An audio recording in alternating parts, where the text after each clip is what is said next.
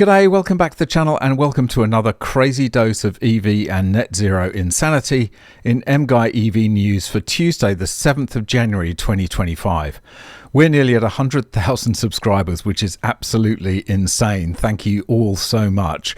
But if you're one of the many viewers that aren't subscribed, just click that subscribe button down below and you'll never miss another MGUY video. If you want to support this channel, why not buy me a coffee? Click the link in the description or scan the QR code on screen. So 2024 ended on a very sour note for the EV market and for automakers generally, with sales of all kinds of cars down everywhere except in fleets and business buyers. Private buyers were scattering in droves. As this article explains, electric vehicles lead decline in Aussie new car sales. The Federal Chamber of Automotive Industries, FCAI, reported new car sales for December, which showed a sharp deceleration of sales over the second half of 2024. There were 95,895 new car sales in the year to December, down 19.9% from the June 2024 peak of 119,659 sales. FCAI Chief Executive Tony Webber was downbeat, noting that 2025 will be challenging amid cost of living concerns and new vehicle efficiency standards. Webber also noticed that while demand for hybrid vehicles is strong, battery electric vehicles BEV sales have been disappointing. What a surprise. The second half of the year showed a concerning trend, with sales in the private segment falling to very low levels as interest rates and general cost of living pressures impacted Australian families, Webber said. Customers are also increasingly making choices regarding environmental outcomes and the associated total cost of ownership of moving to low emissions technologies. So while the sales of battery electric vehicles are lower than expected, this is offset to a degree by an increasing number of buyers turning to hybrid and plug-in hybrid models, which make up 14.1% and 1.9% of the total market respectively. Well, yeah, I've said in the past that, hybrids are a reasonable option. They still have lithium-ion batteries. They still have a risk of fire, but it's much less given the size of the battery. But BEVs, nobody wants them. I think that ship has sailed. People are really waking up to the fact that BEVs are just a pain in the backside. They're worse than the petrol cars that they're replacing, and people are saying, nah, not doing it. And we're seeing this in the sales figures. But they're still trying desperately to clear BEVs from the forecourts by slashing prices to ridiculous levels. As this article shows, Nissan Leaf electric car price slashed to new low in Australia to clear final stock. The cost of a Nissan Leaf has fallen more, now up to $21,000. $21,000 off its usual drive-away price to become Australia's equal second cheapest electric vehicle.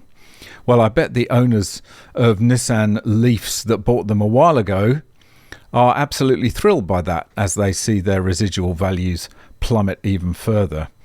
Nissan Australia has slashed even more off the cost of its only electric car, now totalling up to $21,000 off its usual price. The 2024 Nissan Leaf hatchback, in run out ahead of a new generation model due in the next 12 months, has fallen to $34,990 drive away nationwide for any remaining stock, down from its listed $59,990 recommended retail price, RRP, before on-road costs. A $59,990 RRP would usually translate to a cost between $53,000 and $56,000 to get a Leaf on the road, depending on the state or territory it's sold in, including registration fees, taxes, and dealer delivery fees. The $34,990 drive-away deal applies to the standard range Leaf with a 39 kilowatt-hour lithium-ion battery for a WLTP rated, which is a meaningless rating, 270 kilometer range. You won't get that, I can tell you.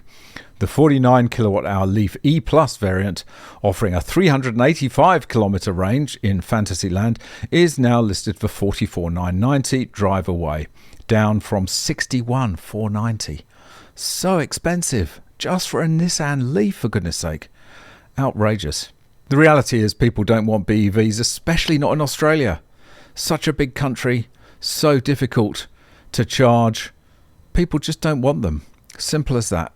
And the story is exactly the same in Germany, where EV sales, as the headline says, crash as buyers abandon electric cars in droves. It's going really well, isn't it? Sales of new electric vehicles in Germany plunged last year, official figures showed Monday, as a slow switch to battery-powered cars deepened the woes of the country's flagship auto industry. Just 380,609 EVs were registered in 2024 in Europe's largest auto market, 27.4% fewer than in the previous year. Yikes, the KBA Federal Transport Authority said. After years of growth, demand for battery-powered cars lost momentum as the German economy has struggled and key subsidies were withdrawn. Yes, because it's only the subsidies that make people buy EVs. The slump in EV sales amounted to a lost year for electromobility, said EY analyst Konstantin Gall. The sudden end of the support program in 2023 amid a government budget crisis had led to massive uncertainty among potential buyers, he said. High prices for new EV models, still patchy charging infrastructure and range limitations were putting off new buyers in Germany, he said. The drop in EV sales led an overall decline in the German car market, which has struggled to recover since the pandemic. Some 2.8 million new cars were sold in 2024 in Europe's top economy, 1% fewer than in the previous year. Well, the German economy is a basket case at the moment. The energy market is a disaster. Electricity prices are through the roof. The economy is just crashing. And so people can't afford to buy cars, especially not expensive electric cars that don't do the job that they're supposed to do. So I put out a video a few days ago that pointed out that wind and solar being cheaper is a complete lie spun by governments and science agencies in order to prop up an agenda. There's no way that wind and solar are cheaper than baseload coal or nuclear. That's simple fact. Anyone can see that with half a brain.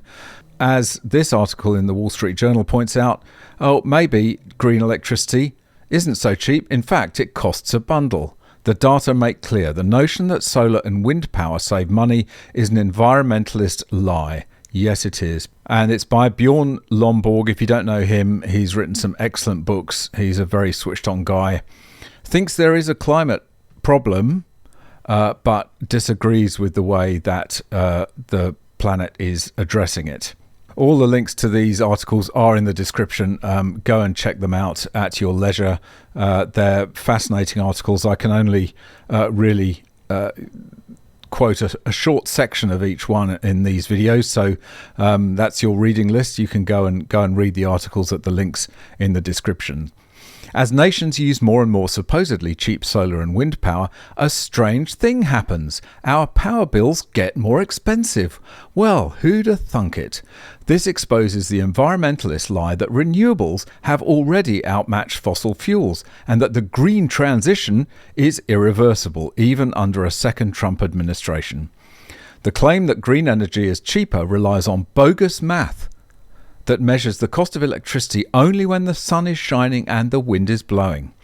Modern societies need around-the-clock power, requiring backup, often powered by fossil fuels. That means we're paying for two power systems, renewables and backup. Moreover, as fossil fuels are used less, those power sources need to earn their capital costs back in fewer hours, leading to even more expensive power. This means the real energy costs of solar and wind are far higher than what green campaigners claim. Yes, they are. One study shows that in China, the real cost of solar power on average is twice as high as that of coal.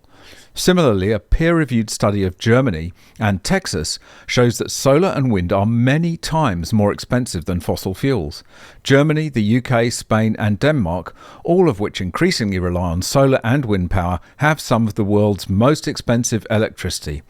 And you can add Australia to the list of countries which have some of the most expensive electricity in the world.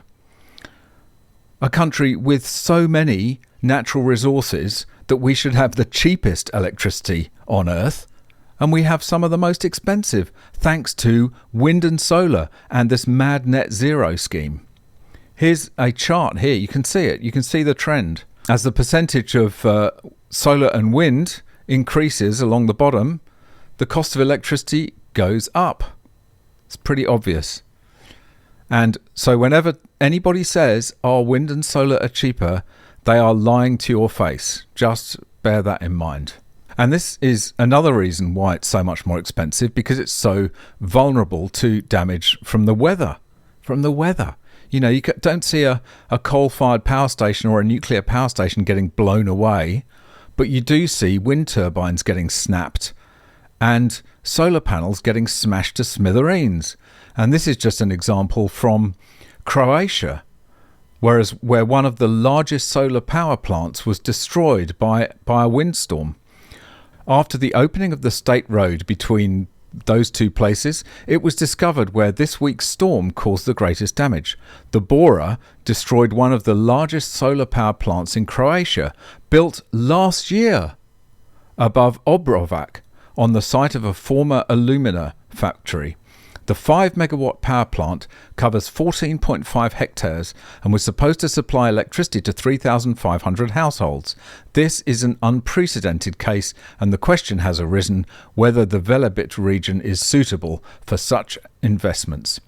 Big ambitions blown away. It lasted only a year. The harsh Bora, which I think is a kind of wound, proved to be stronger than modern technology.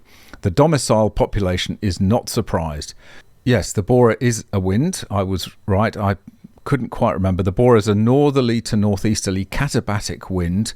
And if my meteorology knowledge serves me correctly, that is a wind that flows downhill, like off a range of mountains in areas near the Adriatic Sea. Similar nomenclature is used for northeastern winds in other littoral, that's on the shores of lakes or seas, areas of eastern Mediterranean and Black Sea basins.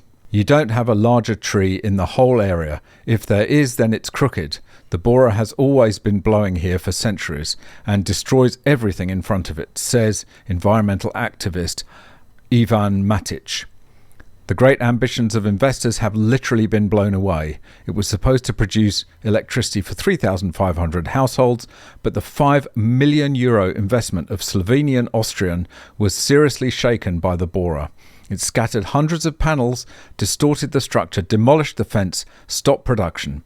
30-kilogram panels flew all around and fell on the state road between those two places, which was fortunately closed to all traffic at the time. So yes, a complete disaster, another waste of €5 million. That'll have to be completely rebuilt. And this is one of the problems with solar and wind installations. Their lifespan is at best 20 years and as little as 1 year if it gets destroyed by a windstorm or a hailstorm in Australia.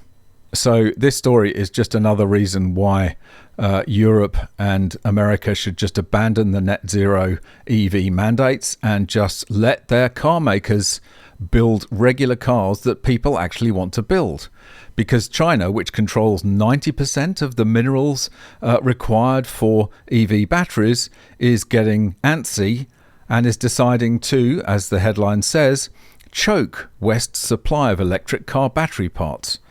Beijing considers export restrictions as it compares for the threat of a US trade war. China is set to restrict exports of key electric car battery parts as Beijing gears up for a trade war with the US under Donald Trump. Technology used to process lithium and gallium, critical minerals used in electronics and batteries, is to be subject to tighter export rules under new proposals. The latest measure on battery materials is part of efforts to strengthen the management of technology imports and exports, China's official Xinhua news agency said.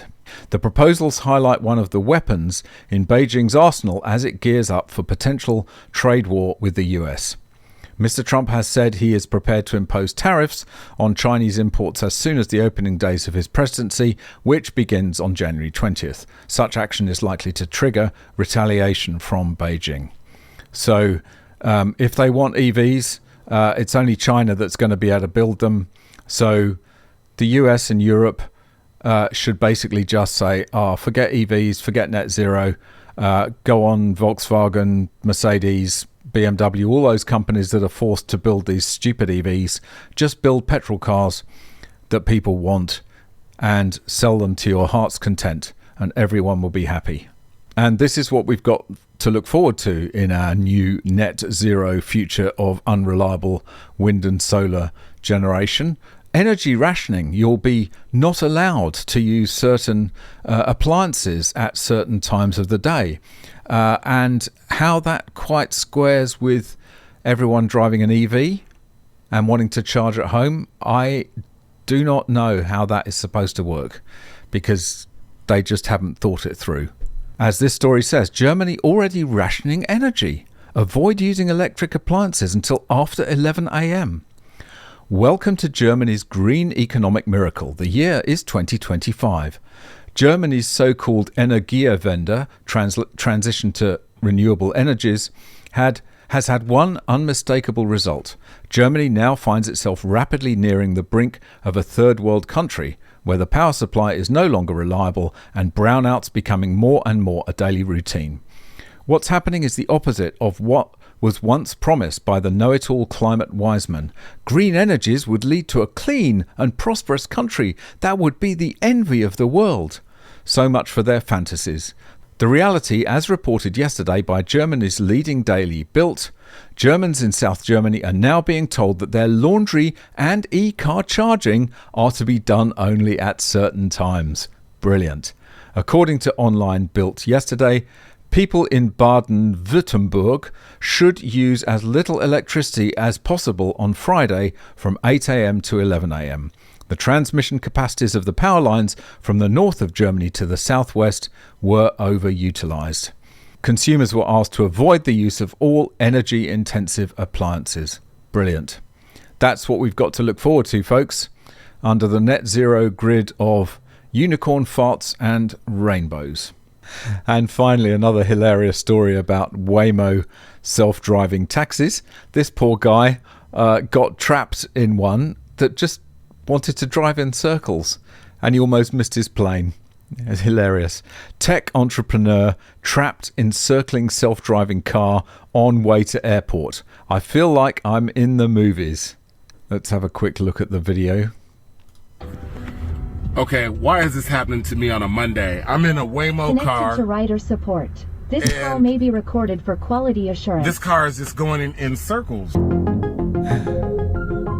Oh dear, poor guy.